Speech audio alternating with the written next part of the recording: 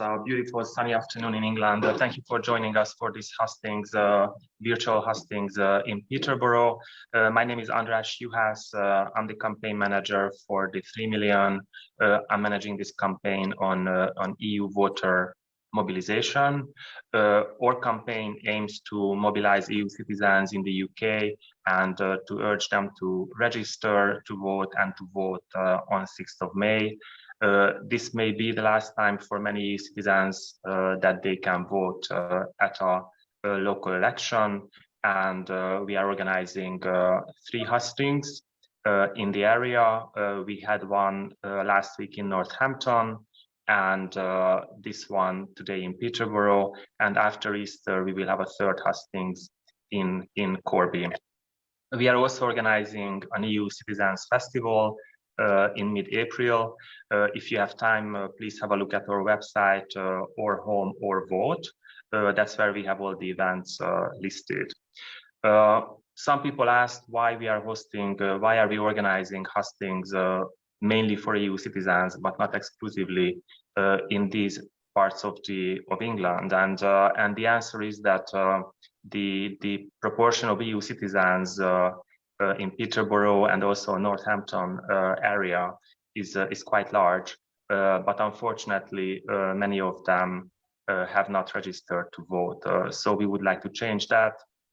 We would like to encourage EU citizens to be politically active. Our campaign is completely politically neutral. It's a cross-party campaign, and that's why we have invited all parties to be represented as these hustings. Today we have 4 panelists from the Conservatives, Labour Party, Green Party, and Lib Dems. I would like to say that this event is open to all, so I would like to welcome all of you. Some of you are following us on Facebook, some of you are on Zoom.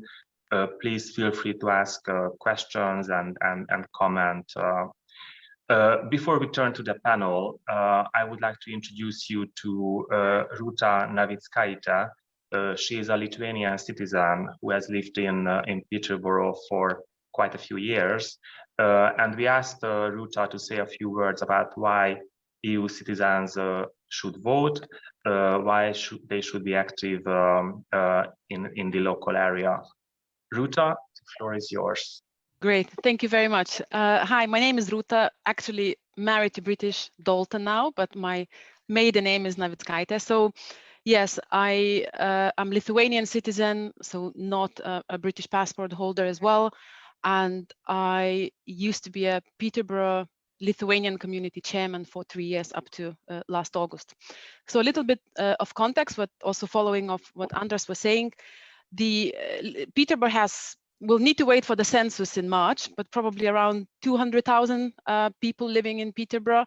And I suspect we'll have probably at least 10% sort of EU citizens living, potentially more. So that's the range we're talking about, around 20% or so. That's mostly Lithuanian, Polish, Romanian, Estonian, and so on.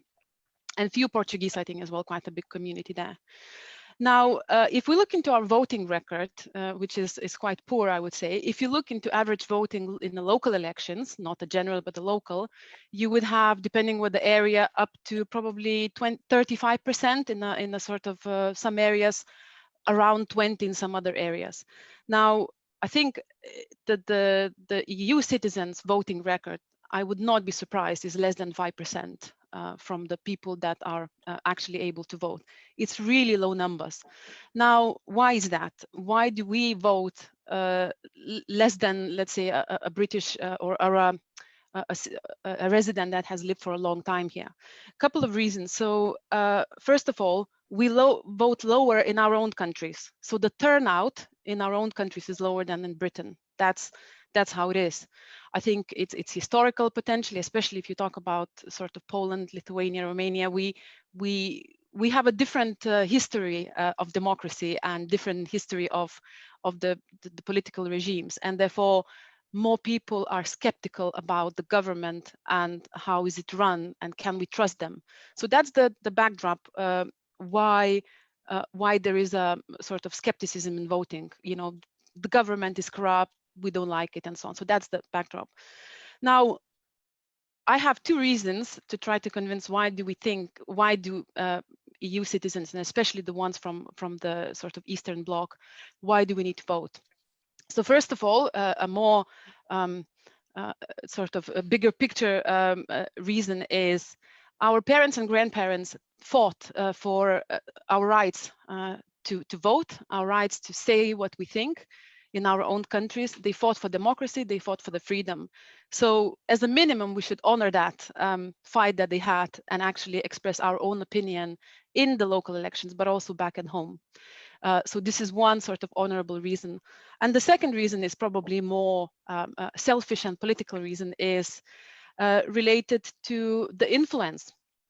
If we look into Peterborough, we have, what, 20,000 citizens that are somewhat represented, but not at a political level.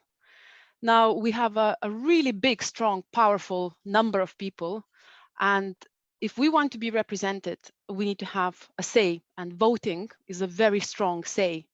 You go in big numbers, you vote for whatever party you want. There is no, it's up to you, but we really need to hear our voices. And voting is one of them, but also standing in local politics is another one. So I really hope that eventually we will follow that voting in big numbers and be we will be represented similarly as, for example, the Asian community in Peterborough, which has lived for so long and has really strong political roots and political influence. And hopefully someday we'll have the same sort of results. So that's my elevator speech, Andras. Thank you, Ruta. That's very interesting. And now I'm going to give the floor to Alexandra Bulat. Alexandra is the co-chair of the 3millions Young European Network, and she is going to moderate this discussion with the candidates. Alexandra, the floor is yours. Thank you very much, Andras, and thank you, Ruta, as well for that inspirational remarks on why we should vote. I'm a Romanian citizen myself. I wasn't involved in politics at all for the first few years in the UK. And I really got involved after 2016, 2017. And I'm really, really happy that the Young Europeans Network and the 3million, which is the group that I co-chair with Lara Parisotto, is co-organizing those events. And we have this Our Home, Our Vote campaign, because I think for a lot of us who weren't involved in politics before, it's actually really important that we do create spaces for young people, but also all EU citizens in general, to actually discuss those issues. So I'm really excited to see everyone today, all main parties represented on the panel. So how I suggest to start this, to organize this event today, is that I will invite each candidate in alphabetical order by surname, so I'm fair, and then we can reverse the order for the questions, to give a 3 minute max introduction about themselves to the audience here on Zoom and on Facebook. And then this will be followed by questions. Now, some people pre-submitted questions through the Eventbrite form, and then we also can use Zoom. So if you are someone attending on Zoom, you can use the Q&A function. I'll be able to see your questions, and we'll try to incorporate as many questions as possible in discussion. And if you're watching live on Facebook, again, you can comment to ask your question there. I don't promise we can go through every single question, because last week in Northampton we had more questions than we could cover in an hour, but we see how it goes and we take it from there. So I would first like to invite Nicola Day, who is the Green Party candidate, to give her introduction. So Nicola, over to you. Hello there, I'm Councillor Nicola Day from the Green Party. Welcome to this hustings. It's great to see it happening. There's never been a more important moment to elect Greens. We will work to help Peterborough recover from the pandemic while tackling the climate emergency and reducing inequality. Local Greens have been working hard and have been very visible in the communities we represent. We now have 2 Green councillors and a Green group at Peterborough City Council. We have worked hard on reducing fly tipping in our area, tackling antisocial driving, and making our area a safer, cleaner and pleasant place to live.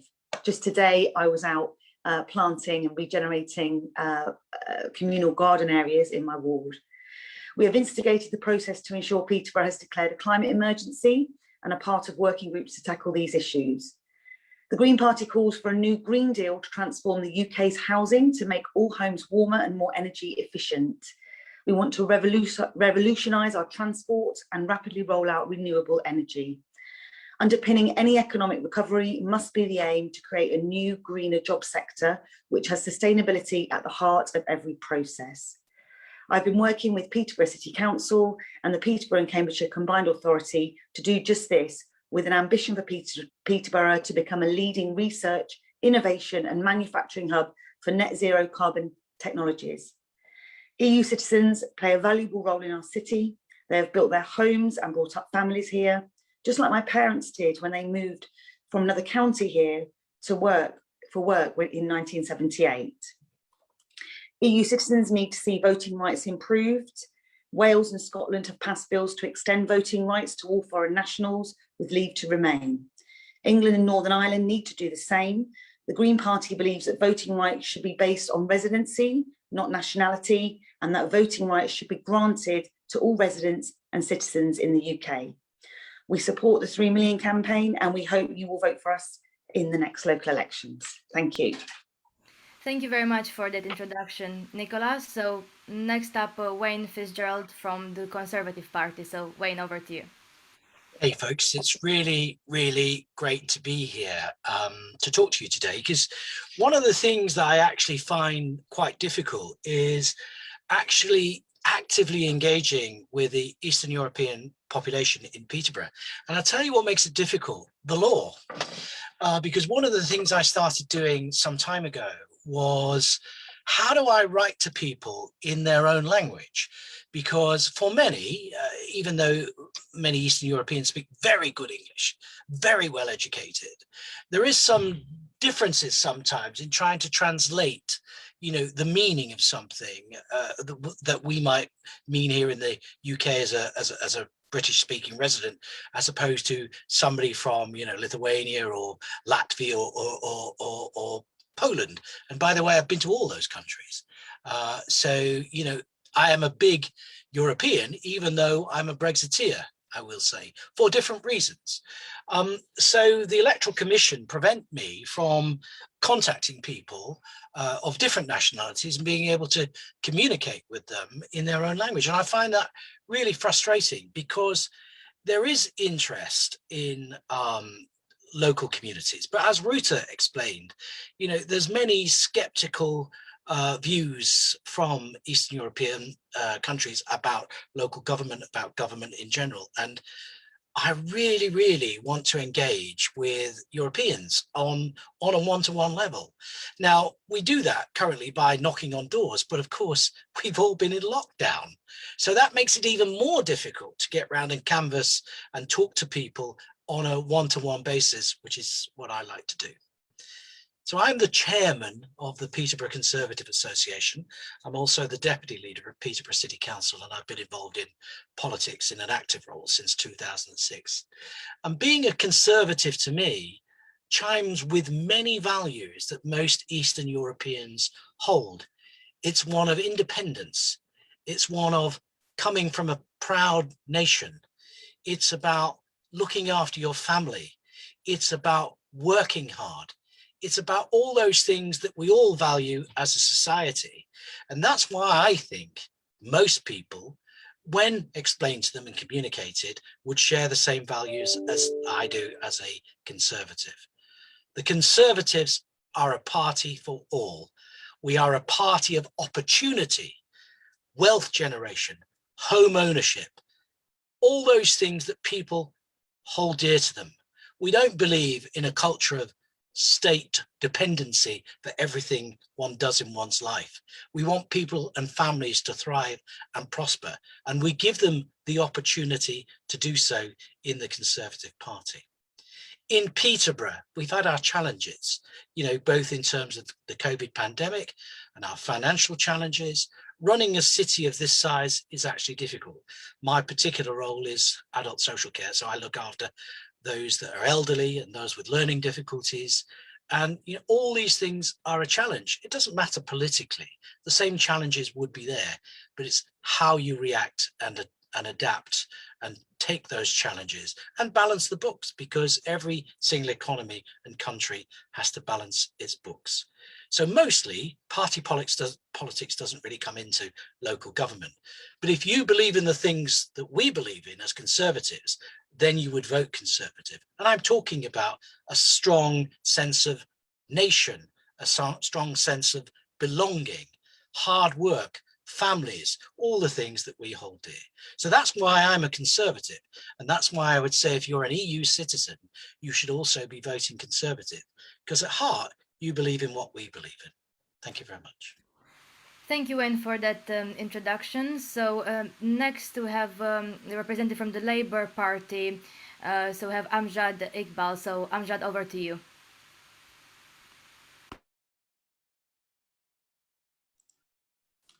Thank you very much. Dear 3 million, my name is Councillor Amjad Iqbal. I am the Shadow Cabinet Member for Communities for the Labour Group, and I am the current sitting councillor for Central Ward in Peterborough. We roughly have close to 2,000 EU settlers within my ward who are eligible to vote this year. My ward is probably the most diverse with regards to the different communities that reside here. I grew up in Peterborough, and I work and live within the ward that I represent. My dealings with the residents are on a daily basis, and many know me by my first name. The contribution from the European origin community has been tremendous, from people working on the front line in healthcare, industries, local building and constructions, sanitisation and cleaning. In short, many of you have helped keep our city running in such a troubled year. I represent the Labour Group in Peterborough. We have a fantastic set of councillors from education, doctors, healthcare, assistants, experts in finance, legal advisors. I myself am an immigration lawyer. Our manifesto for the Labour Group represents a fantastic set of objectives. We have seen the city subjected to horrendous fly tipping. The Labour Group manifesto outlines a change in policies with better access to the recycling centre and looking at enforcement procedures. A lack of social housing, with the Labour Group set to build 3,000 sustainable council-owned homes. We pledge to become one of the UK's leading digital city. We also want to make a serious bid to become the city of culture for the UK. This will place our city firmly on the map. Our manifesto pledges have something in it for everyone. We have seen 21 years of Conservative administration neglect bring it to where it is today. Our education standards are at the bottom of the league tables. For the first time in 20 years, we have the opportunity to change and to turn Peterborough once again into the city that so many know and love. We have a powerful group of like-minded individuals, and I hope that all who are present here today will give us the opportunity to make the city become the change that you all, alongside myself, want to see.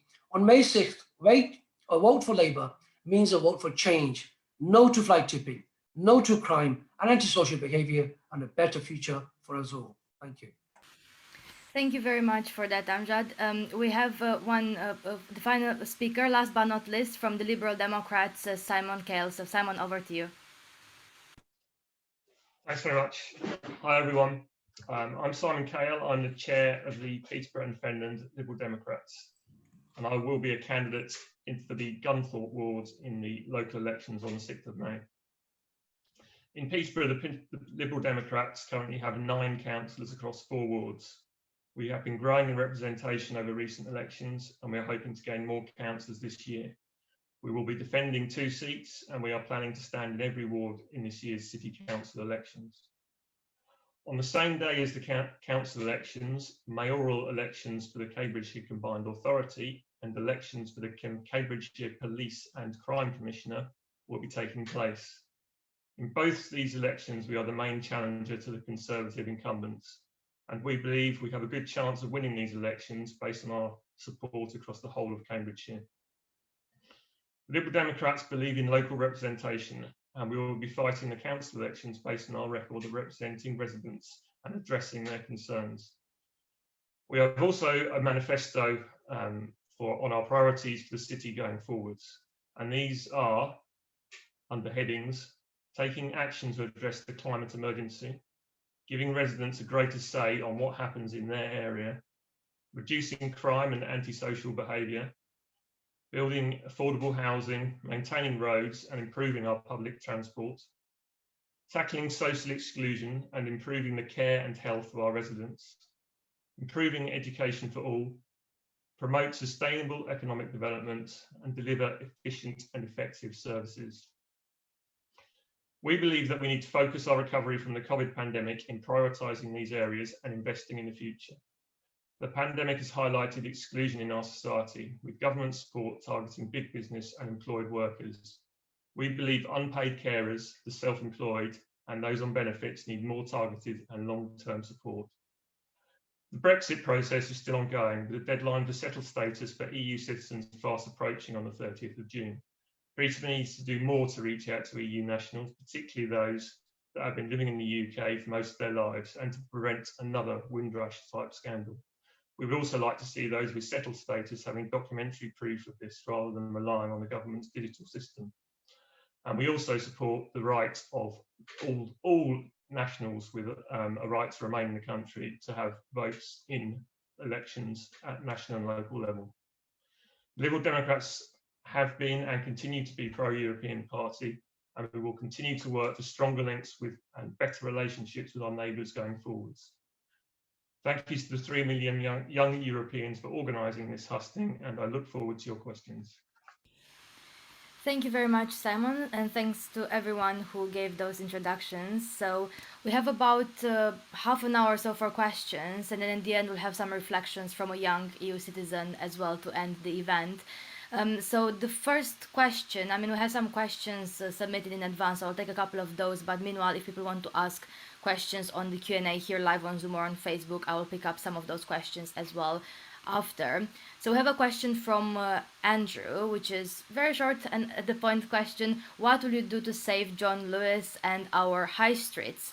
So I will start in the reverse order, so I will start with Simon and then, yes, in the opposite order. So Simon. I don't think we hear you. Okay. Good now. Yeah, it's strange being the letter K and being at the end of the alphabet, but there we go. John Lewis, yeah, what a shock and not a good thing for our city. My first reaction is to be annoyed with John Lewis for really not acting in the way they say they act. In being sort of socially and ethically responsible in the way they act. But I think reality is, we can try and change their minds, but I think we're very unlikely to be able to do so. So we have to live and adapt. And I think there's going to be lots of adaptation after the COVID pandemic. City centres will change. So we have to move with that. And we have to invest in our towns and cities in a way that, will promote the change after the pandemic. And it may be that our city centres become different things. They become more social and cultural centres and less big shopping centres. And in fact, we should be investing more in our suburbs and our regions where people will be more living and working, rather than actually focusing all of our investment on the city centre. Thank you for the answers. So next, Amjad. Hi, thank you very much for your question, firstly. Loss of John Lewis is a shock to myself, because I've grown up in Peterborough, and well before I was born, John Lewis was there. So in terms of how I feel about John Lewis, I just can't explain. John Lewis itself is a big identity. It's attracted a lot of customers from outside. It attracted a lot of business to Peterborough. So losing John Lewis is a serious impact on Peterborough. And I hope we could compensate that in some other way to attract other businesses. How I would like to deal or stay on this issue is that we need to focus on localism. We need to build our local businesses, need to encourage our local businesses so they could stay here. And in terms of John Lewis, we just need to find out a solution, try to attract any big businesses and welcome to Peterborough and give them all the facilities they need so they could set up a business in Peterborough. Thank you. Thank you. And next, Wayne. Let me tell you what's important about the John Lewis closure in Peterborough, what it means. It means job losses. It means families. People are going to be out of work. That's what the important issue is for Peterborough. But who's to blame? We are to blame. Society is to blame, because it's society that is deserting the high street and the retail environment because they're going for Amazon and other online shopping. What's not made things better is the COVID pandemic. But look, we will get over the John Lewis thing here in Peterborough. We already have a great team of inward investment people, our Opportunity Peterborough, set up by the Conservatives, that delivers every year more pounds to the economy. This is not a Labour idea or a Liberal idea. Let me also say to you, if you were looking at it from a John Lewis perspective, they themselves would say they're safeguarding their own future and jobs elsewhere, rather than having to close more stores. That's not what people in Peterborough want to hear, but that's what John Lewis might say. What I will say is, and our MP Paul Bristow has already set up a task force with the City Council to try and look after the people that are important, those people that are losing their jobs here in Peterborough. We will do all we can to find them alternative employment. That's what matters. The retail side of it, fine, it's dreadful that we're losing it. I'm a shopper, but it is what it is, and life moves on. But let's look after the people that are affected. Thank you, Wayne. And last, Nicola, on this question. Hello. Yes, it's a huge disappointment to be losing such a large retail outlet as John Lewis. And it's a great company that runs on a cooperative basis, where staff are partners. So it's sad for those partners to be losing those jobs. But let's not forget, it's not just been John Lewis. It's not just been people from John Lewis that have lost their jobs. It's been people from other businesses. Smaller businesses have really struggled. Greens have really been campaigning for small business owners to get support, which they didn't get during the pandemic. In terms of high streets and how we would move on, I feel that we should add more green spaces to our urban areas. I think high streets are going to inevitably become more experience based. So I'm thinking of the idea of sort of the Apple iPhone shops, where you don't necessarily go in to buy a product straight away, but you go in to experience products before you then decide to make your purchase. I can see that as a future. I can also see that high streets will become more sociable spaces with more independent businesses, which is what we should encourage. So more diversity of different independent restaurants and cafes. So and also the arts to be really engaged in our city centres, so that we draw people in. I would really like to see Peterborough Cathedral have a light show on it, like they do in cities and towns in France, and they have that at dusk, and people flock to the city centre to use the restaurants and cafes in the evening and use the centre spaces for sort of big arts events. So those are the kinds of things I'd like to see happening in our high street. Again, I'll sort of keep saying, as Greens, we do feel that recovery from the pandemic should be centred around the creation of green jobs. And moving away from high carbon polluting industries. So we hope that our city centres will embrace that as well. I recently had a green budget amendment accepted at our last full council meeting, which looks at things like retrofitting homes, supporting new green skills centres, and supporting the research work in new technologies, which will be based at our university centre.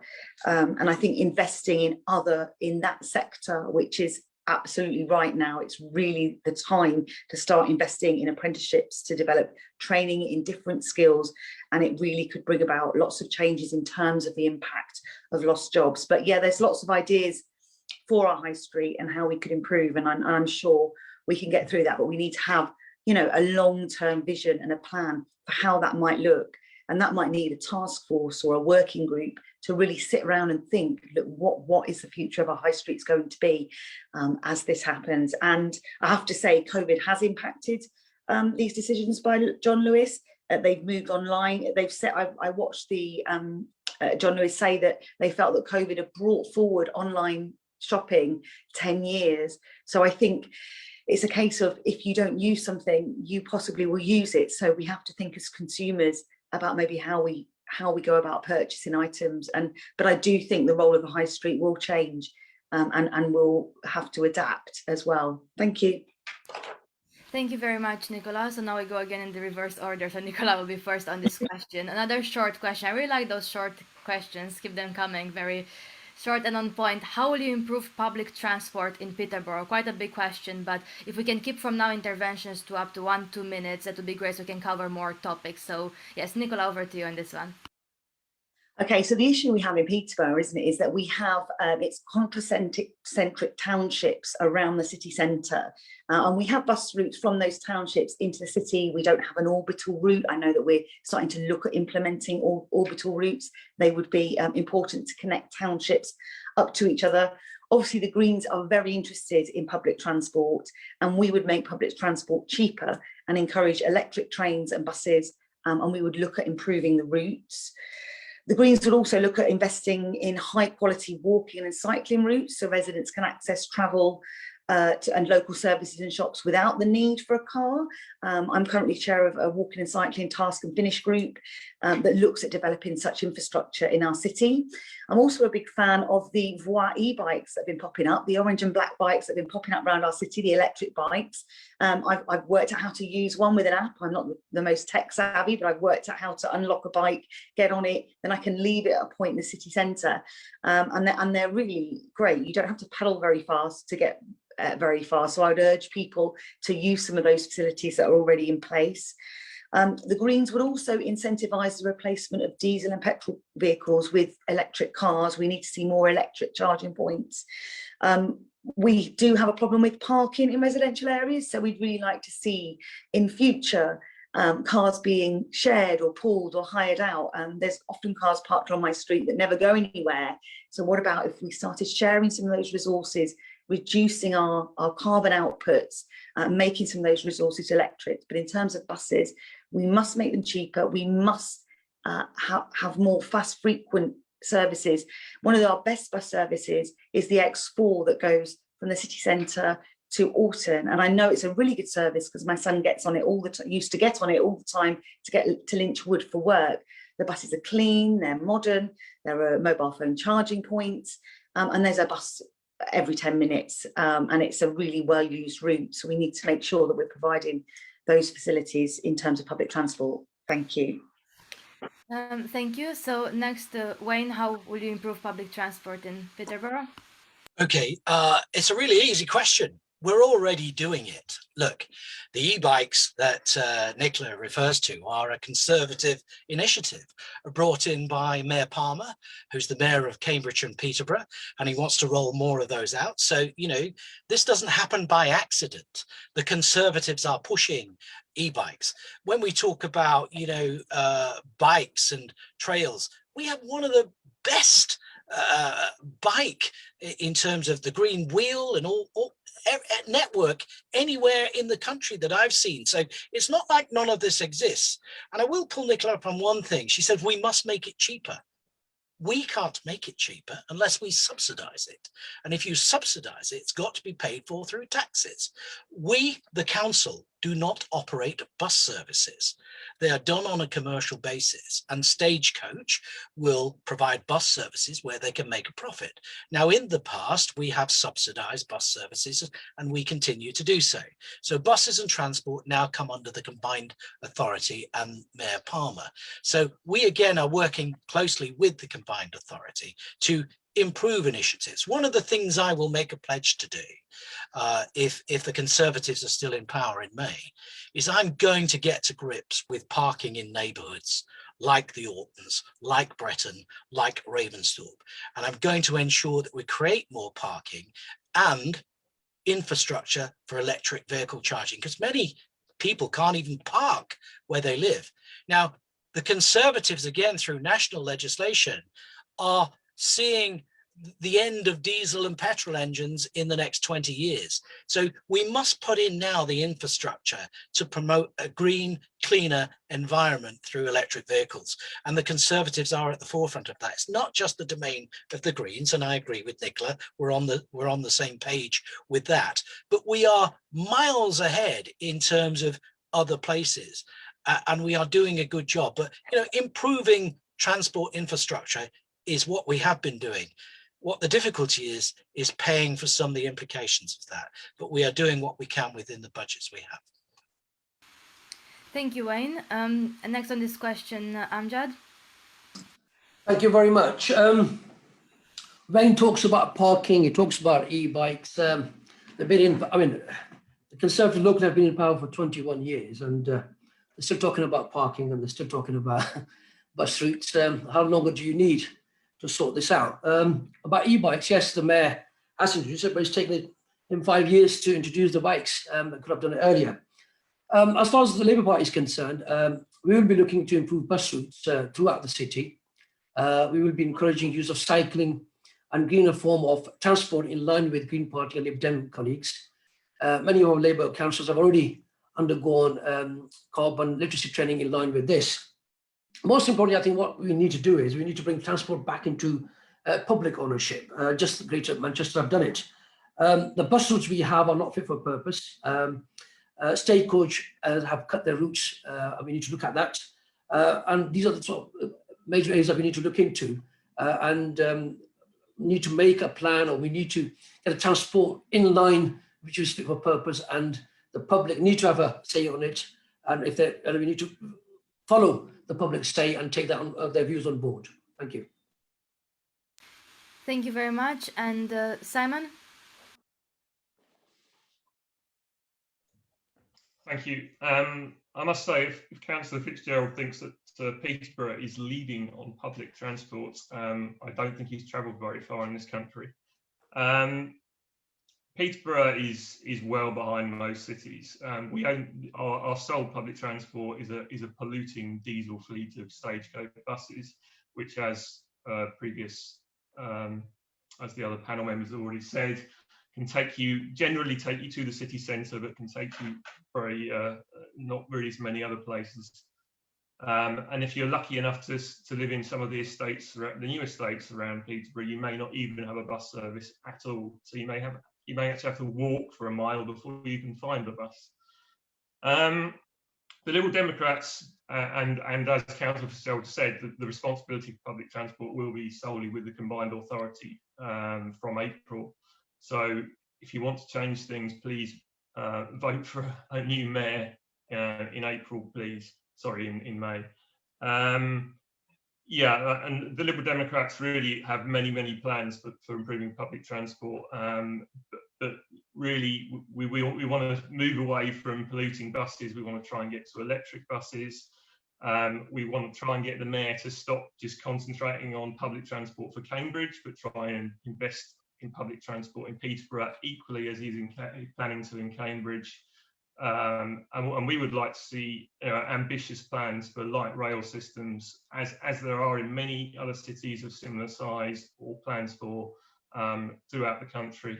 And lastly, yes, we need to take advantage of during the pandemic, people have increased walking and cycling vastly, and we need to take advantage of that. And we need to continue investing in our cycle routes, because although Peterborough does have very good cycle routes, they are a bit disjointed and there are missing links, and there are places you actually have to cycle along quite dangerous roads in order to get from one good cycle route to another. That's my brief response. Thank you.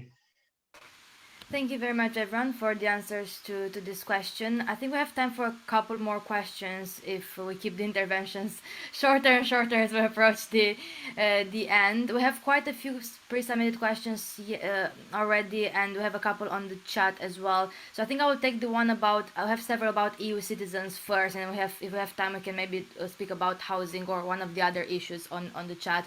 So one of the questions about EU citizens is, what has your party done in Peterborough to help support EU citizens since we have left the EU? So in the last 4 or 5 years. Yes, starting with Simon, please.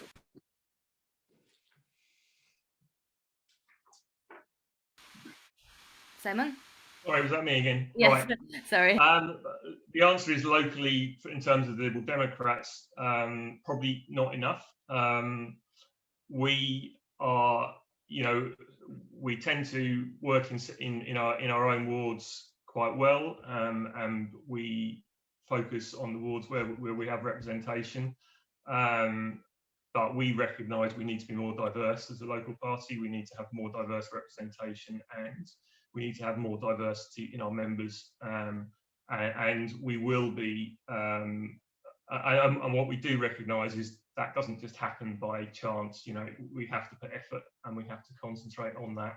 And clearly, we have picked up a lot of support during the Brexit process from European citizens because of our stance on opposing that. But that doesn't, as previous people have said, that doesn't naturally mean that we're actually getting to enough people, or that we are getting enough people to represent us politically. So I think that the general answer is nationally, clearly, you know, we have attracted a lot of support, but locally we can and we will in the coming years be doing a lot more to reach out to EU citizens and other minority groups. Thank you, Simon. So next, Amjad, what has Labour done to engage with EU citizens? Thank you very much for the question. As far as Labour is concerned, we do engage with local community organisations which belong to EU citizens. We tend to give them a lot of donation as well. We encourage them to come on board. At present, we have a Labour councillor who is married to an EU national, and she's a dual national herself. So that's our stance on how we encourage them to come and get involved. In terms of what we can do and what we should be doing for the EU national is that if they are living in the UK, they should have a right to vote.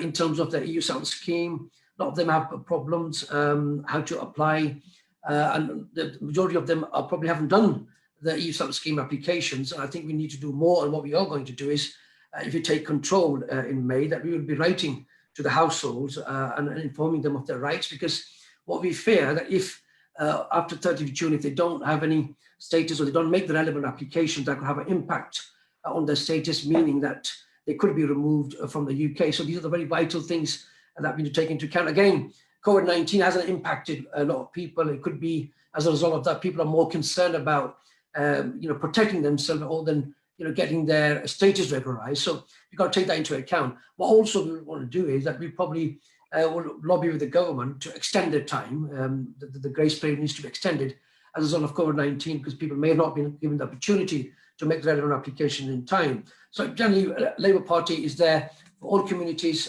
We encourage them to join us. We encourage them to be part of us, and we always will and remain the party that represents them. Thank you very much. Thank you very much. So next, Wayne, what has the Conservative Party done locally for EU citizens? I will answer the question, but I will answer also. The Labour Party and the Liberals have done little or nothing, actually, for EU nationals in Peterborough. Okay. Now, I, for one, and all my colleagues welcome and want to keep the very nice, skilled, hardworking EU citizens that are resident in Peterborough. And I would say to them, any of them that have got a problem, they should contact their local councillor, whoever it is. But their job is to help them. This is not, again, about party politics, but some of the practical things that we've done in Peterborough. So we've got basically a lot of community integrators working within the city council, because you've got to remember there's been a pandemic, believe it or not. So communication with different communities through our hub, which again, a Conservative-led initiative through every community, including every single EU community in the city, is either involved or working with the council. And that hasn't happened by accident. Job security in terms of what the city is offering in terms of its employers, COVID support. We're the ones rolling out the vaccine protecting families. The Conservatives did this, and that is a national thing. Over 30 million people vaccinated just as of last weekend. There's been domestic abuse grants. There's been COVID support grants. The city council, and when I say the city council, I really mean the Conservative City Council, because that's who runs the City Council in Peterborough.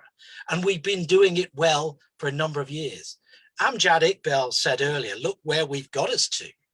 Folks, we're in the top 5 fastest growing countries in the UK. Take a look on the horizon in Peterborough. See the growth, the cranes, the scaffolds. We are on the up as a city in Peterborough. We're not on the down. And that's all through good management of the City Council through the Conservatives. And as far as EU citizens are concerned, we are equally as there for them. I did say the difficulty earlier about engaging, but we're working at ways to improve that. And even if I have to knock on every door and it takes me 10 years to do so, somebody will at least know I've said hello to them. So the Conservatives are a party for everyone, including all EU citizens in Peterborough. Thank you, Wayne, for that. So yes, so finally, Nicola, what has the Green Party done to engage with EU citizens locally? Hello. We put leaflets out in our ward regularly. We don't translate them into any other languages at the moment, but it's something that we'd like to do, particularly with certain issues that we have in our ward. We'd like to be able to make sure we're communicating in different languages, but we regularly leaflet our ward with our contact details on, and we're very visible, and we do engage with citizens, EU citizens in our ward as well. I just wanted to point out as well that the Green Party also supported the Remain campaign, and we do believe that membership of the EU is more hopeful for our future. I feel that sort of leading up to Brexit, the fallacy of blaming immigrants or immigration for the reality of austerity cuts and media's fear-mongering and accounts of a tide of migrants flooding into a soft-touch Britain were really misrepresentative, and it must have been really difficult to be an EU citizen for that. Nationally, Greens have welcomed the contribution of migrants and what they bring to communities. We are concerned as Greens about the deadline for settled status being the 30th of June this year. We must make sure that people know that they must apply for that, even though it's digital. We know that there are fears that people they might worry that they might not get that acceptance, and there are vulnerable people that haven't got access to digital technologies that might not be able to do that. We're also worried about, which was mentioned before, about the digital proof that's being given. At the moment, we know that there are stories of EU citizens being held up in airports and for moving house and trying to rent because they can't provide any physical proof of residency. So we as Greens feel that this needs to be rectified, and that people need to have something in their hands so that when they go to rent a house or go to leave the country, they've got something that they can prove that they are a UK citizen. And there are fears of a repeat of the Windrush scandal. If a physical proof of identity, or if people that are in the more vulnerable groups fail to get their pre-settled status verified. In terms, we know as Greens, really, we know that migration policies just should not discriminate on grounds of race, religion, political belief, disability, or sexual orientation. Unlike the Conservatives, we believe that preference should not be given to those with resources or desirable skills. I think that, as we've mentioned before, the COVID pandemic has shown that some of those lower paid workers that aren't apparently skilled are actually incredibly skilled. We think immigration law should be based on fair and prompt treatment. We think that we should allow partners and families into the country without excessive delays. And we believe that migrants illegally in the UK for over 5 years should be allowed to remain unless they pose a serious threat. So we do really welcome migrants. We support them in those ways. And yes, we're certainly reaching out to residents locally as well in our wards that we represent. Thank you very much, everyone, for the answers to these questions. I think we have about 10 minutes left, and I'd like to give some space to Maria, one of our young volunteers, to kind of sum up the event and her thoughts on what was said today.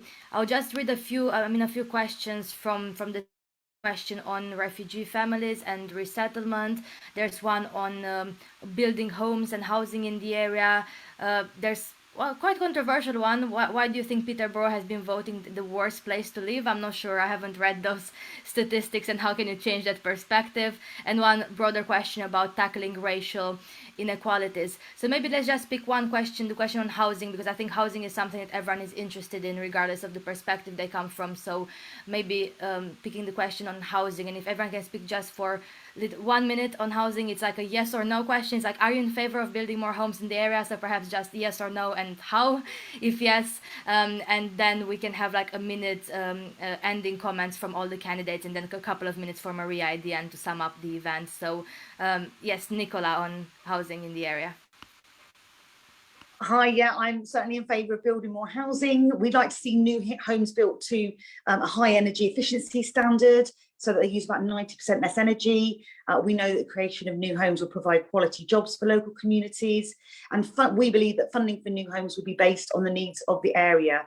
And we also have been running quite a strong rental campaign in London about bringing down skyrocketing rents and bringing up standard of housing. So yeah, I could say a lot more on that, but I'm not going to because I know you wanted me to be quick. A quick fire question, Rana. Yeah. Sorry about that. So Wayne.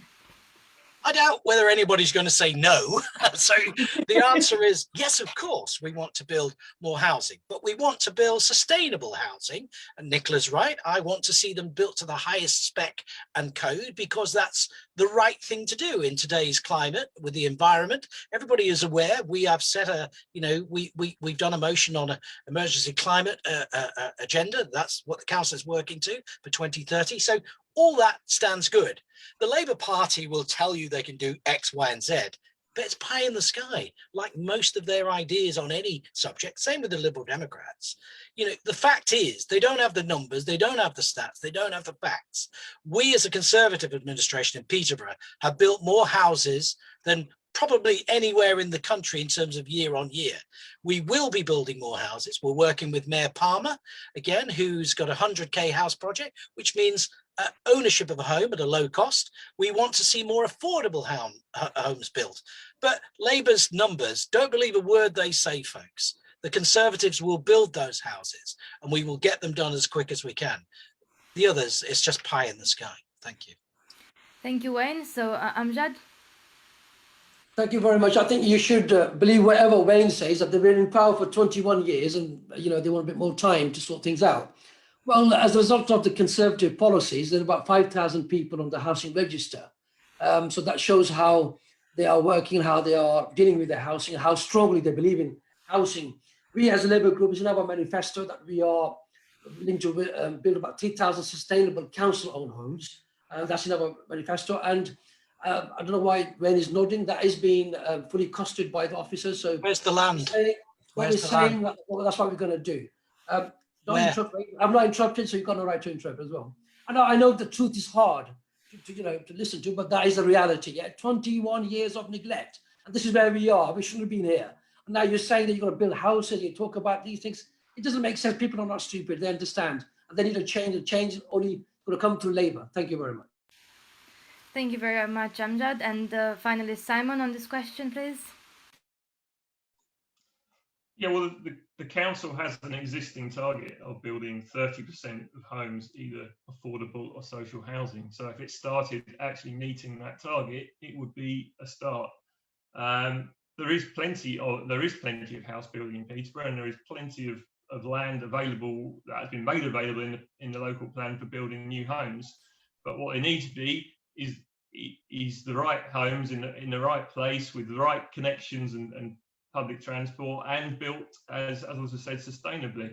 What really distresses me when I walk past brand new houses in winter that are pumping out heat and gas into the environment because we're still putting in gas boilers that within 10 years are going to have to come out if we're going to meet our climate emergency response.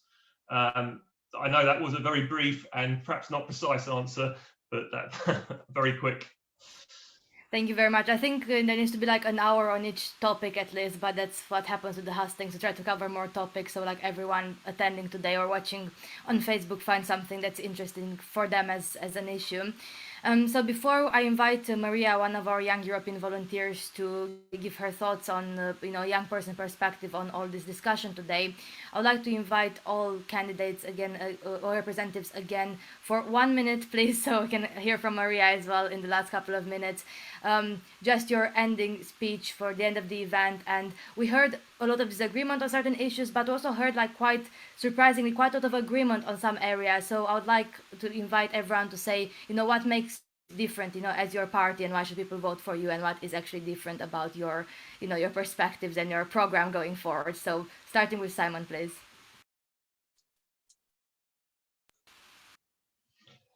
Yeah, a vote for the Liberal Democrats is a vote for somebody who is going to listen to you, understand what your concerns are and try to either complain or implement change based on those concerns. We are locally a listening party, and we try to understand the concerns as councillors and try to respond to them. You know, in a wider context, we are fighting to take stronger action on the climate emergency, improve our public transport, and address a lot of the antisocial behaviour that's happening in our suburbs.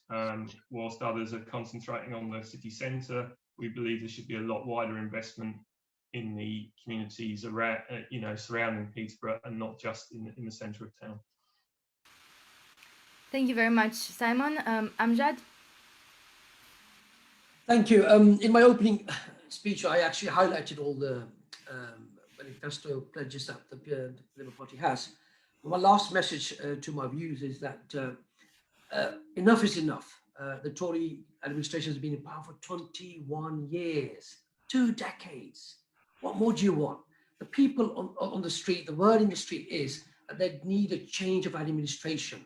They don't need a change of faces. You know, I just don't know how they go and say, we're going to bring change, we're going to bring change. You had 21 years. If they couldn't deliver in 21 years, what does it make you believe that they will deliver it in another 1 or 2 years? So the right party, the right change is Labour Party. Vote for Labour Party and bring the change that you deserve. Thank you very much. Thank you very much, Amjad. And Wayne? Thank you. Again, I set out our stall really in what the Conservative Party is about at the opening of my remarks. However, you know, he keeps mentioning it, 21 years. Yeah, 21 years of growth, of jobs, of security. A comment was made about schools. All our secondary schools are either good or outstanding. These people in the Labour Party are delusional, because they're not in power. They just throw rocks into the pool to make waves. They deliver nothing. These are all socialist tendencies of welfare dependency, of living under state control, rather than being, you know, forward thinking, independent, strong families, strong men and women looking after their children in our society. The Conservatives are a party for all, a party of opportunity for all. And those that wish to take it will thrive and prosper, as have many under the Conservative administration during this last 21 years of growth and prosperity. Look around you, folks. Look at the skyline. Look what's happening here. If you're an EU citizen, you will prosper in Peterborough because you are hardworking. You know what is right for you and your family. Don't let the Labour Party drag us back to the 1970s and their cronyism and Marxism of Corbyn and crew. That's what the Labour Party represent, and they want you to be subservient to them, not the Conservative way and not my way. And that's why I will be voting Conservative on May the 6th. Thank you very much, Wayne. And finally, Nicola? Hello. I would ask people to vote for us because we're very hardworking and visible. Before lockdown, I was out in my ward every week. As soon as lockdown lifted, I was out there today. We've been working really hard in our ward to tackle fly tipping. We've had a sticker campaign where we've given stickers to residents to tackle fly tipping. We've moved on from just reporting fly tipping to now looking at areas in our community that have become hotspots of fly tipping. And we are now regenerating and working to regenerate those areas along with the community and residents, so they feel a sense of pride in those areas. We've worked on antisocial driving, which has really plagued our residents. We've worked on waste management, bin collections. We've helped residents with their bulky waste, get them to the bulky waste collection point. Also, we have to think about, I haven't really mentioned lockdown and COVID, but what we think as Greens, that this has given Britain a glimpse of a new way of doing things. We've worked out who the economy is for. It's not for the people in the city and the people, the bankers and those kind of people. The key workers are those people who have been low paid, who are delivery drivers, who are working in our shops and our supermarkets, who are working in the NHS and care staff. We've just had a campaign to increase care workers and NHS pay, to recognise the contribution they've made. It's time to recognise our key workers and their skill and the debt that we owe to them. There's people who didn't think they could work from home, but they've been able to, meaning for less need to commute to workplaces. We've learned that we need to protect and support local supply chains. This will create more resilient local economies in the future. We've learned to appreciate green spaces, parks and nature, and the need to protect those spaces. The whole idea of the furlough scheme has given green opportunity to talk about universal basic income, which would replace the unfair universal credit system and ensure everyone has a guarantee security to cover the basic living costs. It is time for change. It is time for a change of administration. We're an inspiring environmental capital, and so let's make that happen. Please do vote green on May the 6th. Thank you. Thank you very much, everyone, for your closing remarks. So now I'll just give the floor to Maria. Maria is one of our volunteers, very active volunteers in the Young Europeans Network. So Maria will just speak a couple of minutes about her views as a young Bulgarian citizen, and after that I'll just make some like 1 minute of closing remarks on like the next steps in our voter registration campaign. So Maria, if you're here already, over to you. Thank you, Alex. Yeah, hi everyone. It's really nice to be here, and I've really learned a lot just listening to these hustings. As Alex said, my name is Maria. I am from Bulgaria originally, and I have lived in the UK for the past 4 years, nearly 5 now, I think. And I completed both my bachelor's and my master's here. And similarly to Alex, I was never really very active or interested in politics until I came to the UK and until I was faced with the Brexit referendum. And I was especially never active in kind of local level politics. I think at a young age, it's very common for people to believe that the very big elections are the ones that affect us the most. And while there's definitely a certain level of truth to that, since living in the UK, I've also come to realize that local elections, especially for EU citizens, really do offer a great opportunity to have our voices heard and represented, and to be able to see the changes in our own communities. I think we've all heard of plenty of good reasons as to why we should vote, and we've also heard of plenty of different options to choose from. I just wanted to highlight that our vote represents our voice, not just politically, but more broadly and more generally.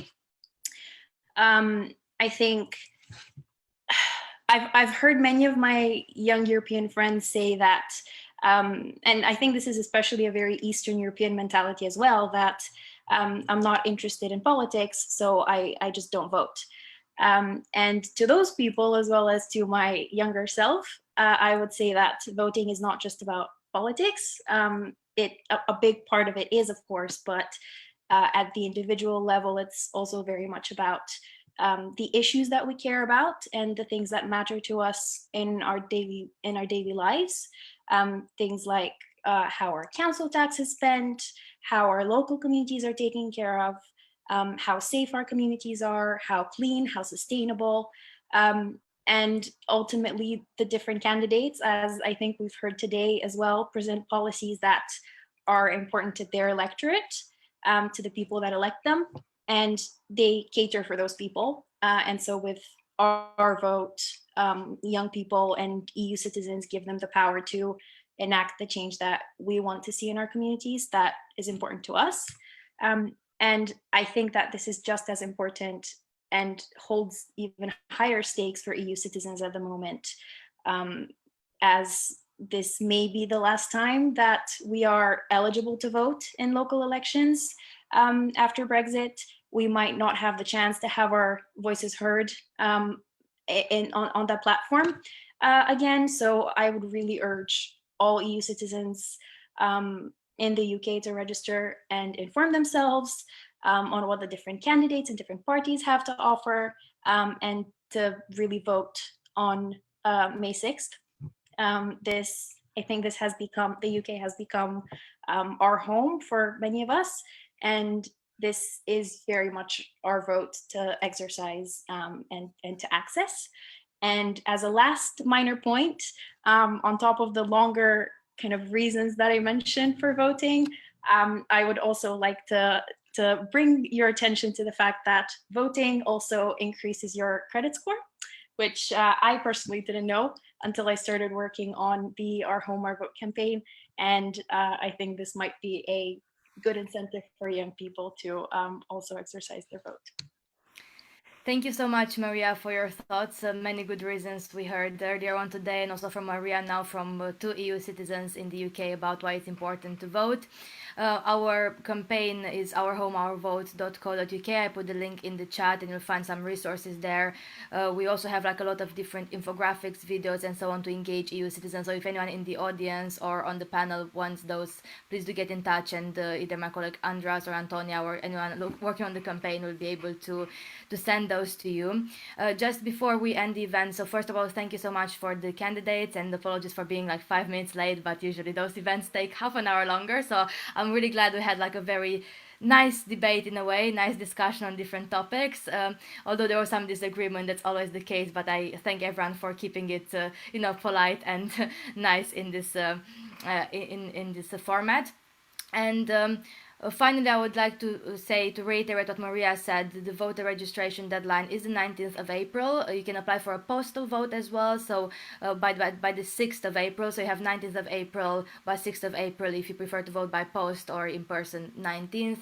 And then very important message for all EU citizens watching this is that you still have the right to vote in the 2021 elections. And this includes the local council elections, other elections such as mayors, for example. We had examples of some references to the mayor as well, and we also have elections. I mean, if you're watching this, if you're just interested in Peterborough, watching from somewhere else, you can also vote in Scotland, Wales, so like across all elections in the UK. So do let your EU citizen friends know that you can still vote in those elections. After that, people ask what is happening after that. The UK is negotiating bilateral deals with different EU countries. So far, there are deals with Poland, with Portugal, Spain, and Luxembourg on bilateral reciprocal voting rights. We, as the 3 million, and the Young Europeans Network, are of course campaigning for all EU citizens who are already in the UK before Brexit to actually keep those local election voting rights, because we think it's important that people have a say in the area where they live and where their home is and where their work is and so on.